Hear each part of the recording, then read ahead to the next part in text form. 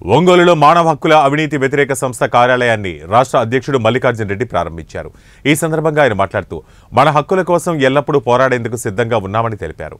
అందులో భాగంగా ప్రకాశం జిల్లాలో కార్యాలయాన్ని ఏర్పాటు చేశామని, అలాగే జిల్లాల వారీగా ప్రతినిధులను నియమించడం జరిగిందని తెలిపారు.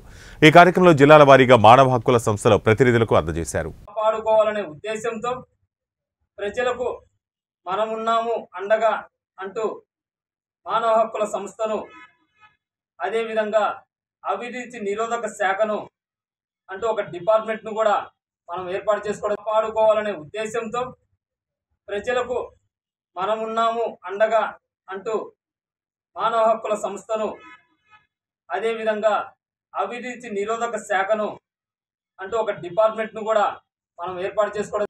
మన హ్యూమన్ రైట్స్ యొక్క ప్రధాన కార్యాలయం ప్రారంభోత్సవానికి ఇచ్చేసినటువంటి ప్రింట్ అండ్ ఎలక్ట్రానిక్ మీడియా మిత్రులకు ముందుగా ధన్యవాదములు. మరియు అదేవిధంగా ఆంధ్రప్రదేశ్ మరియు తెలంగాణ రాష్ట్రం, కర్ణాటక స్టేట్ల నుంచి కూడా